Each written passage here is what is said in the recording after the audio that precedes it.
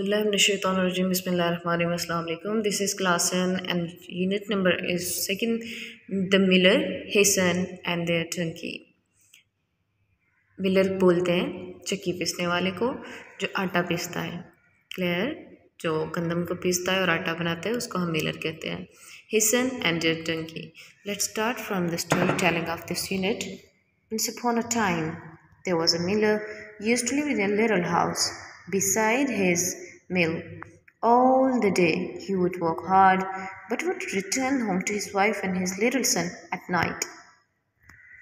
एक दफ़ा का जिक्र है, एक मिलर हुआ करता था जो अपने एक छोटे से घर में जो उसकी मिल के बिल्कुल साथ वाक़या था उसमें रहा करता था। वो सारा दिन मेहनत करता और शाम को अपने बच्चे और बीवी के पास वापस लौटता। One day the miller made up his mind that he would take his donkey to fair and sell it. एक दिन मिलर ने डिसाइड किया कि वो अपना डंकी ले जाएगा और उससे मेले में ले जाकर उसे सेल कर देगा। So he and his son said goodbye to their lady and started off. So उसने अपनी लेडी को गुड बाय कहा और अपने बेटे को साथ लेके चल दिया। They drove their donkey very slowly, for they thought that they would have a better chance to sell it if it kept it in good condition. वो अपने डंकी को बड़े आहिस्ता आहिस्ता आराम से चला के लेके जा रहे थे बिकॉज कि मिलर सोच रहा था कि हो सकता है अगर मैं इसको अच्छी कंडीशन में लेके जाऊँ तो मुझे इसकी अच्छी सेलिंग भी मिल जाए। As they walked along the highway, some travelers started laughing loudly at them. जैसे वो हाईवे पर पहुँचे क्या किया, कुछ लोग ऊंची ऊंची आवाज में हंसना शुरू कर दिया। What foolishness it is to walk on the mighty donkey to ride on. क्या बेवकूफ़ी है, डंकी के होते हुए भी तुम लोग पैदल चल रहे हो। Oh, cried one. The most stupid of tree is not the one you would expect it to be.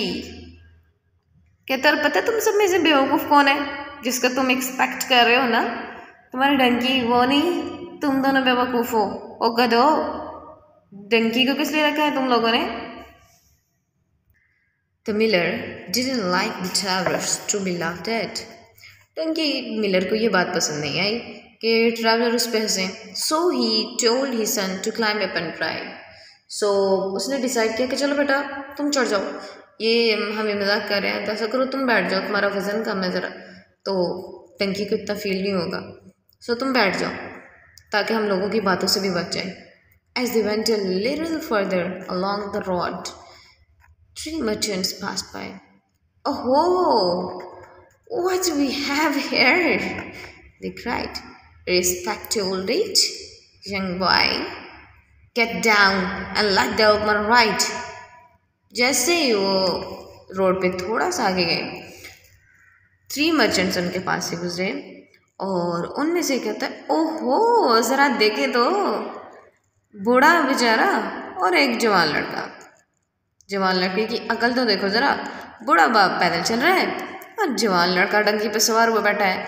और अकल के अंदर कम डाउन, नीचे उतरो और अपने बूढ़े बाप को सवार करो।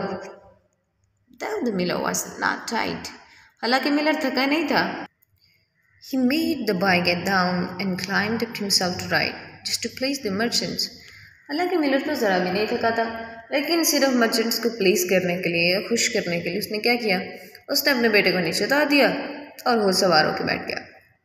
At the next turnstile, they overtook some women carrying baskets loaded with the vegetable and the other things to sell.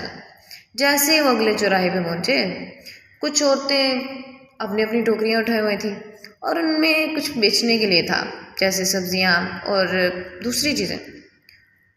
Look at the old fool, explained one of them. उनमें से एक बोल के कहती है, हो इन पागलों की तरफ तो देखो। He is sitting in the donkey while the poor boy has to work. कहते हैं इस पागल की तरफ देखो ज़रा, खुद डंकी पे बैठा हुआ है और छोटे बच्चों को पैदल चला रहा है। भला ये कहाँ का इंसाफ है, कभी बाप भी ऐसे करता है कि खुद डंकी पे सवार हो और अपने बच्चे को पैदल चलाए। इसकी अक्ल पे तो पर्दे पड़ गए हैं। The miller fat and built waxed.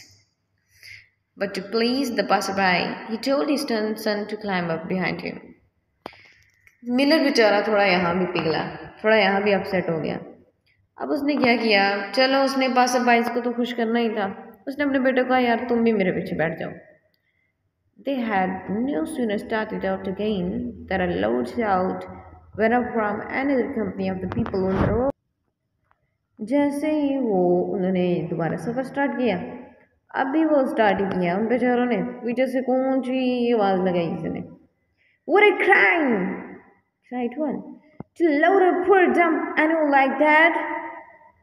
कहते तुम लोग गहमक हो, क्या बदतमीजी है, ये बेचारा गूंगा जानवर है जो बोल नहीं सकता और तुम लोग इस पे वजन लेके बैठे हुए हो।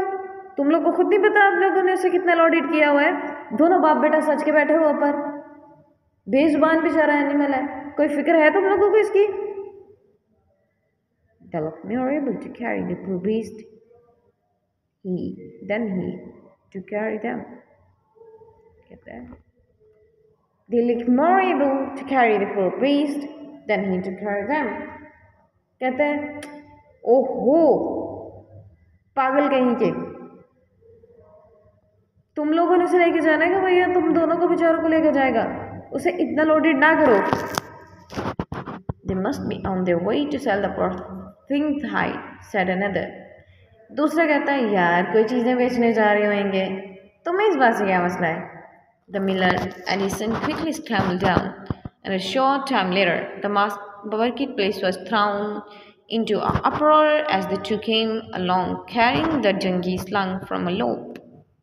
कहते हैं बाप बेटा नीचे उतरे और उन्होंने क्या किया, उन्होंने अपने डंकी की दोनों लेग्स को एक पोल के साथ बांध लिया अभी, और उस पोल को बांध के अपने कंधे पे उठा लिया।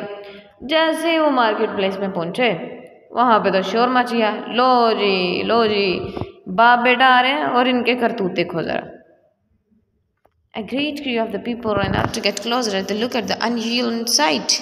सारे लोग मार्केट प्लेस से बाहर दौड़ आए, चलो जी बाहर देखते हैं बाहर क्या हो रहा है। किसी ने डंकी को पोल के साथ बांध के जी अपने शोल्डर्स पे उठाया हुआ है। The donkey didn't mind being carried, but so many people came up to the point at him and laughed and shouted that he began to kick and bray.